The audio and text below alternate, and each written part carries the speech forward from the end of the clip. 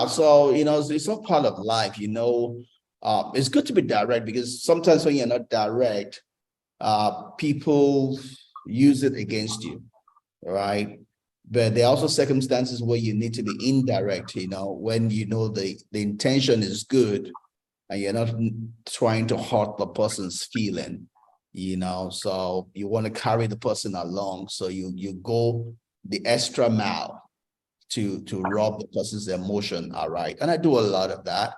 I do a lot of direct communication. I do a lot of indirect communication because I'm a people person, right?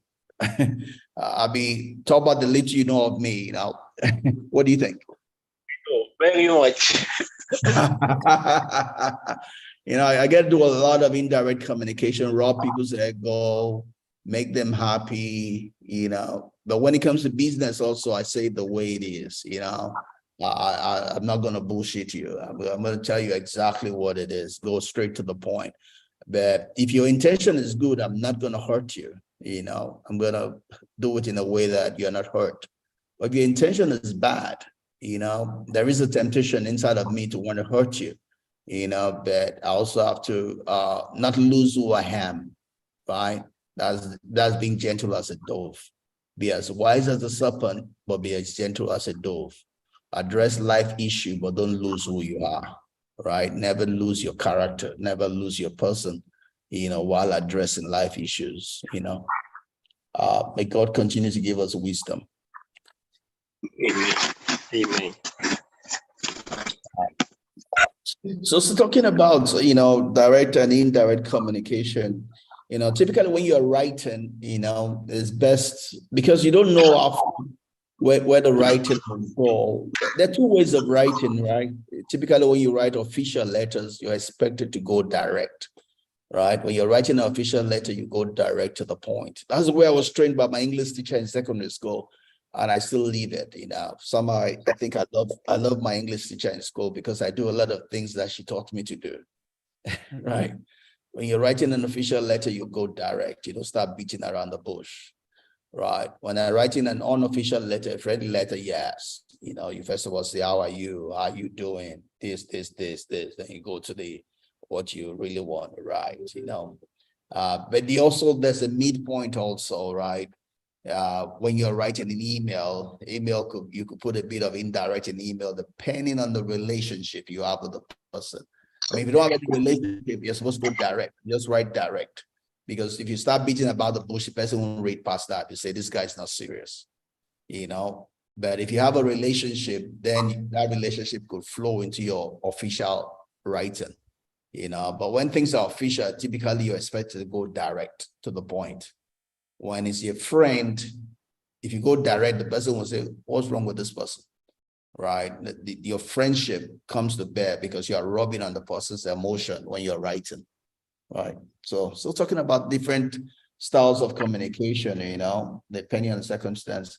But looking at the book itself, Bethany does talk about direct is best. And really in a business setting, direct is best. It saves you a lot of heartache, right? If you're doing a negotiation, you just go straight to the point and get what you need to get rather than bullshitting, just beating around the bush, but it's a two-way streak, right? It's a two-edged sword, right? Again, it all depends on the relationship you have and what you read on the wall. I mean, if you're in a place where you see the intention is right, as much as you're direct, you still need to keep the relationship alive, meaning that you have time for indirect, but the person still knows why you are there, right? He knows what you're shooting for, right? So it's typically you need to be direct in an official setting, but you don't get too direct that you become a robot. So it's an essential balance. Yeah.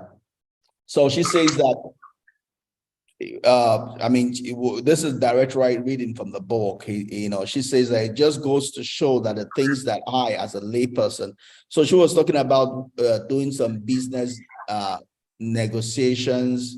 She was a layperson in that particular field, but she felt something was amiss, right? Even though she didn't understand that particular area of business, but our gut feeling, something inside of her told her there were some things that missed, and it helped for her to voice the feeling that she had, and that's one of the things she said, talking about being able to trust your gut, being able to trust your knower, being able to trust your intuition. You're doing something, though you're not conversant with the way things are done, you're not an expert in that field, but you still need to let your voice be heard, right? Like we do in the office setting, we'll say, if you see it, you own it, right? You're seeing people doing things, you have no clue about it, but something tells you something might be amiss. We say that you have the authority to stop the job and let them know what it is that you think might be amiss. You might just save a life by doing that. In the same way, in life, if there's something you feel is amiss, it's good to voice it rather than to live in regret, right? So that's what she's pretty much trying to communicate there. It says that you need to speak up and ask the questions that are on your mind, get the clarity you need, even while you are, going through any business engagement with anybody, any negotiation. It says if you figure out exactly what you want to do, and how you want to do it, communicate it clearly. When you go into a negotiation, be visible. Whatever it is that you're thinking, let it be visible. Don't hold anything back, because what you have to say might just be what will be the deal breaker for you. And this second part also, she talks about the need to go to the source, right? It's okay to talk up to people in the middle and all of that, but it makes a difference if you can go to the decision maker, right? If it's possible. If it's not possible, then you make the best of what you have, right? But it makes a lot of difference if you can go to the person who makes the decisions, when you are talking or trying to get something done. I'm not, there's not much I can say to that than that, and it says there's a need to, when you're planning to go to the source, it needs courage. Yeah, you need to be able to stand up, but also get your message right. When you're going to the very top, you need to be clear as far what you want, and and say it. It's not that you get there, you don't even know what you want. You need to be prepared. It might just be a one shot. So you need to prepare and do it right. So, and it comes by training also, by learning also. We are, especially in the third world, we're not trained to be able to face authority. But just like Esther needed to go to see the king to save her people. Yeah, she stood up and did it, right? If I perish, I perish. We're only going to die once, so what needs to be done needs to be done. If we need to do it, then there's a need to go to the person that matters, the decision maker. The worst you can get is a no, but a no will not kill you. It's better to set that out than live your life wondering what might happen if you had done it. Yeah, pretty much that's all I have for today. Unless you have any question for me, that's where we shut it down. That's very, very good one. I think it's corroborating some of the things we learned in